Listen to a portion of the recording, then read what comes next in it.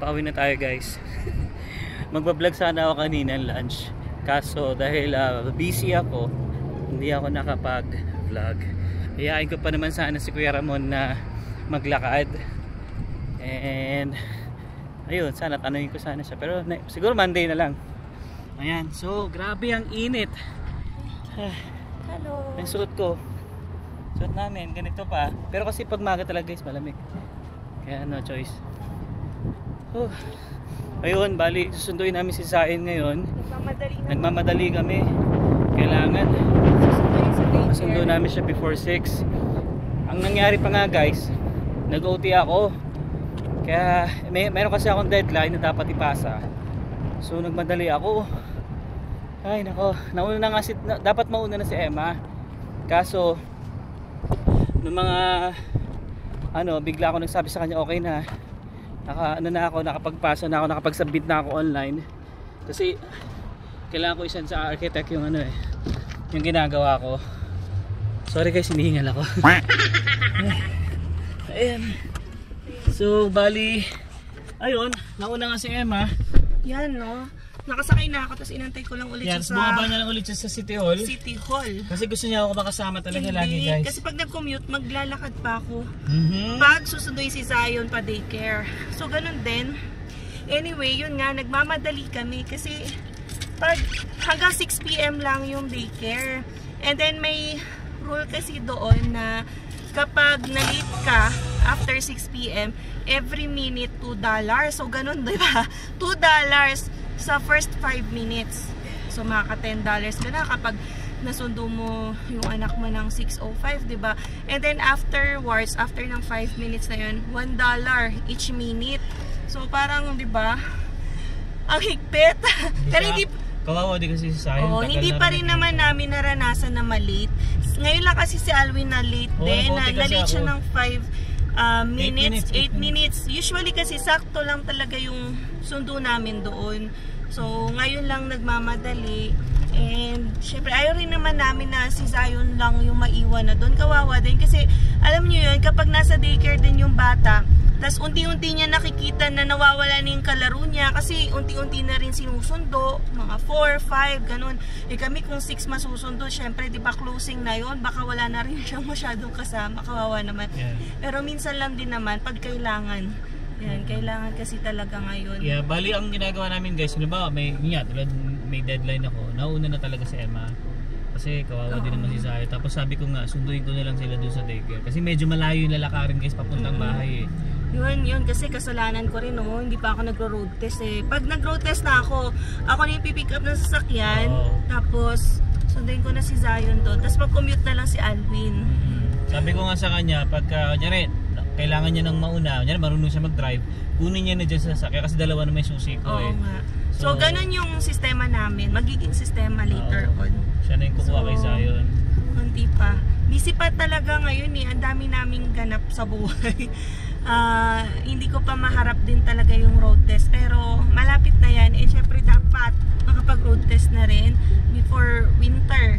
Yan, para kasi mahirap pagka kaya na yan, kaya naman ni Emma mag-drive. Konting na lang, practice pa. Practice pa, lalo na kapag dito. Pero advice din talaga sa akin, ako never drive on downtown talaga. Challenging. Although traffic. That's one way. Ang daming one way, ang daming ginagawa. Yun. So anyway, grabe, kakabasa ko lang ulit ng news kasi it's been happening na rin for like a week or more than a week. Yung water crisis. Sa lahat. Housing crisis, tapos yung health care crisis. Dito sa Calgary, guys, mayroon kaming water crisis kasi may nasirang water pipeline. Sobrang laki ng area na nasira. And it's gonna take 3 weeks to 5 more weeks pa daw bago maayos. And alam nyo guys, last time na in-announce yun, nag-panic buying yung mga tao ng mga tubig. Pero may announcement na talaga dito sa Calgary na conserve water. Nag-alert na yung phone namin, conserve water, don't take showers, ganyan. Or yung mga maligo. Hindi naman, siguro kung mag-shower ka, yung hindi na excessive. Yung hindi na rin ikaw magdidilig ng mga halaman, I think. Kasi just use recycled water yung pinaghugasan, whatever. Pag bumili nga, di ba, sa mga superstore, di ba, may limit na yung tubig? Oo, dati walang limit yung tubig. Ngayon, kailangan dalawang 24s na na mga tubig per household.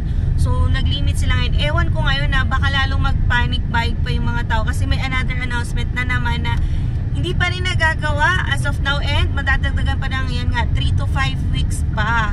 So sa ganitong tindi ng init, ganyan nangyari yan, may na water pipeline break, tapos wag daw masyadong mag-aksaya ng tubig. Huwag na daw maligo.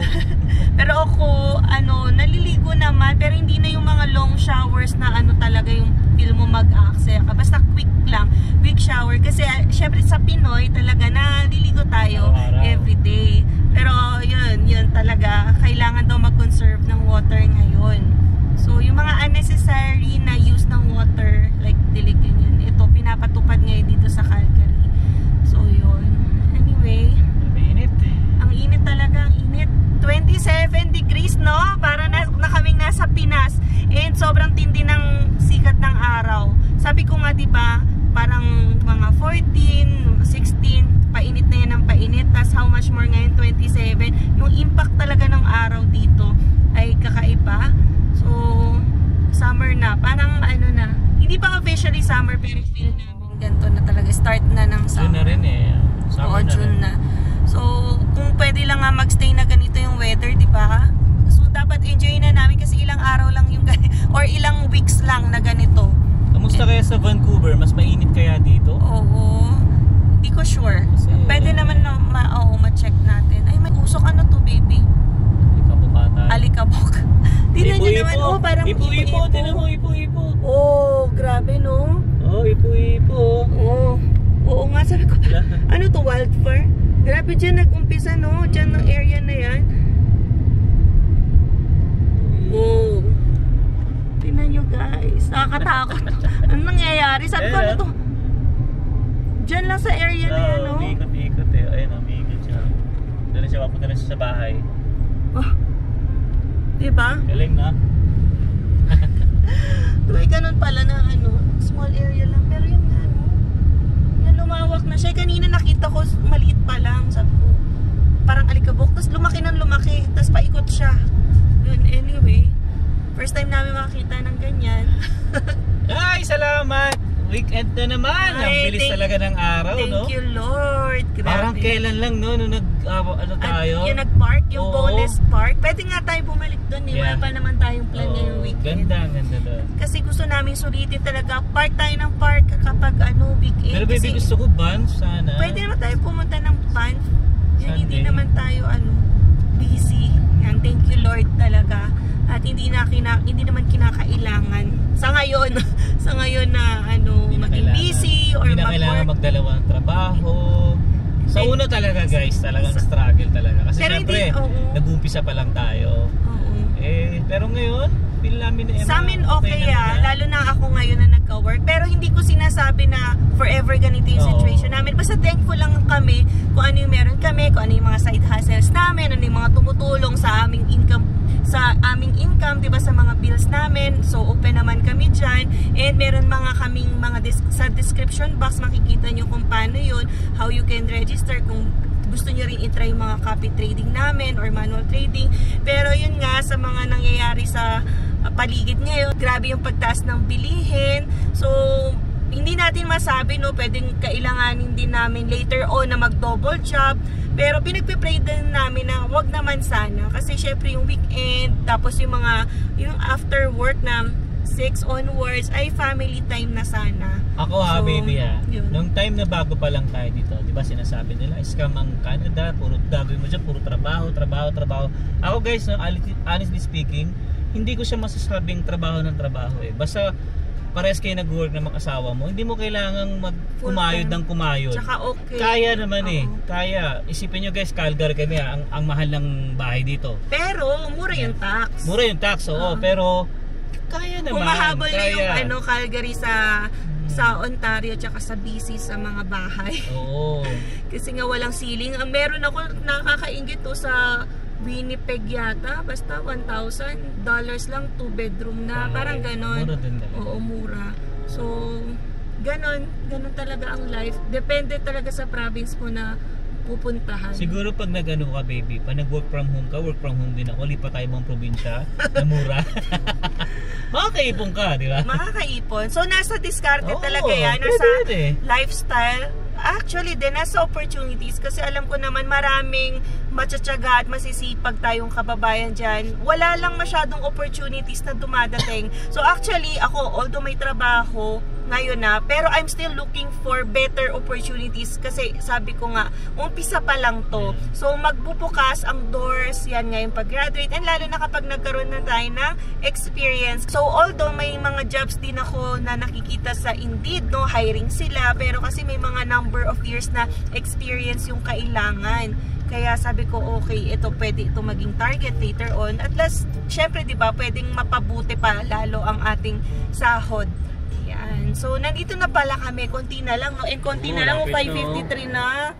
Sabi ko, kawawa naman ang baby ko. Nag-aalala na ako. Iiyak yun, tinan mo. Yan. So, tingnan natin guys ha.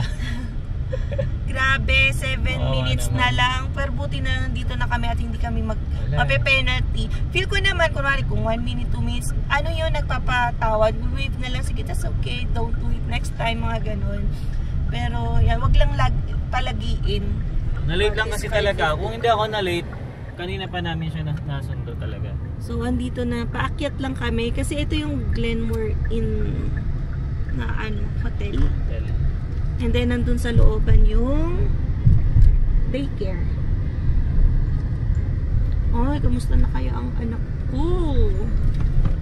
Wawa naman. Bababa na ako agad. Magpa-park si Alvin. Kunin mo video si Sago. Hindi, bawal yan sa loob. Ay, gano'n. Sige, tayo ko na lang. Ayan na oh. Ito na yung daycare, guys. Okay. Ready to, na ako, run. And pick up sa yun. So, May camera. yan, tabahan muna ako, guys. Ito na lang. So yun, anyway guys, yan yung setup namin ni Emma ngayon, kasi nga wala, kailangan talaga na ipasok na si Isain sa daycare kasi nga parehas na kami nagtatrabaho pangmaga.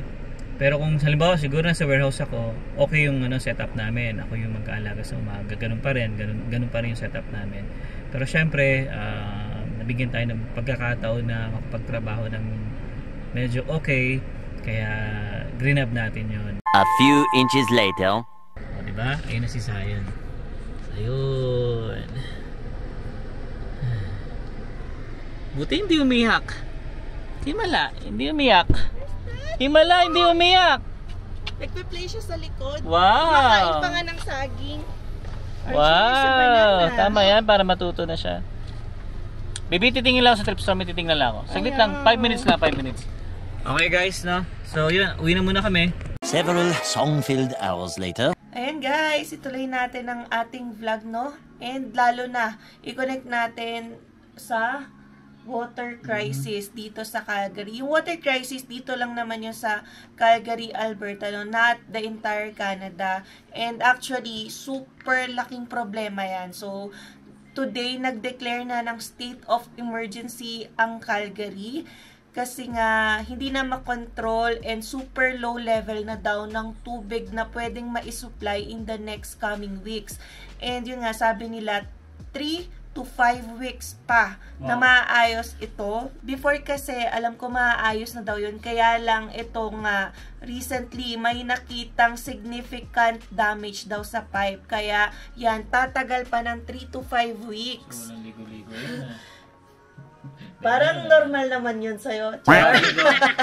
So, pinagsasabihan lahat ng residents dito sa Calgary, hindi lang residents to, pati businesses, na i-cut down yung pag-use ng water. So, kaya ngayon, di ba, sobrang nagpa-panic buying yung mga tao ng mga tubig. So, we have to conserve water. And ito nabasa ko sa news, yung percentage daw ng gamit mo sa bahay mo, you should cut it down by 25%. So, every one of us should make an effort And otherwise, dadating yung panahon, yan, hindi namin marireach yung 5 weeks. Parang 3rd week pa lang or 4th week pa lang, wala nang tutulong tubig daw sa aming mga pipes. So, that's very dangerous. Ayaw din naman nila mangyari yon nung City of Calgary. Ayaw nila umabot sa ganitong punto, 'di ba, na magkaubusan ng tubig. Syempre, Canada to, that's the least thing that you would expect. So, sana daw maayos yon, and round the clock daw talaga yung pag-aayos ng mga team, ng mga nasirang pipe. So, hindi ko na maintindihan yung mga description nila about sa pipe.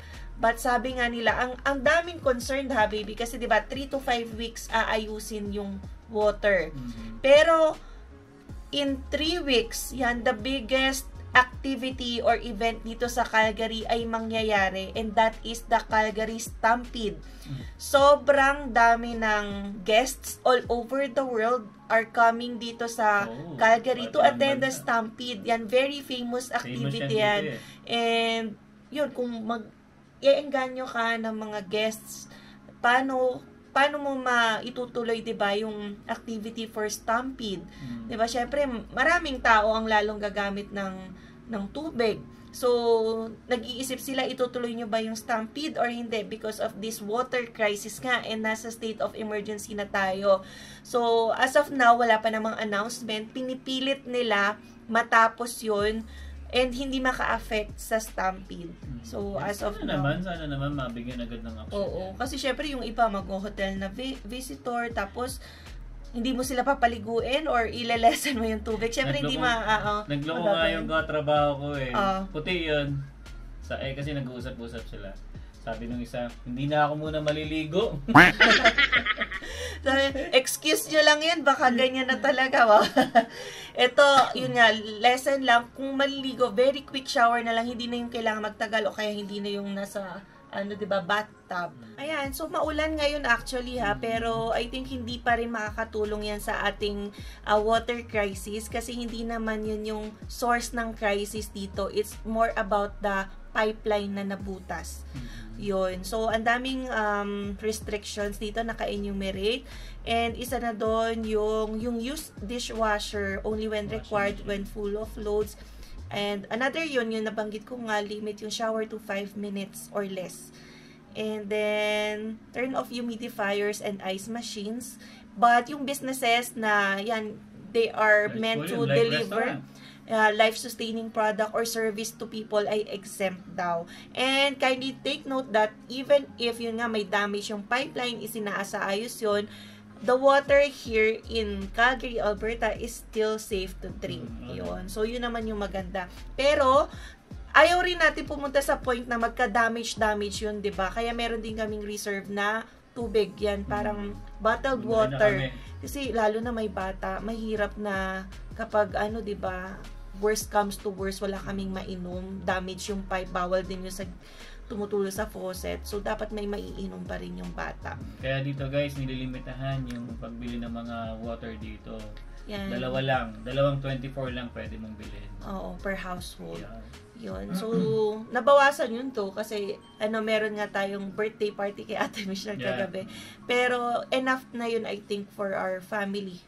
Yan, small family lang naman. Yes.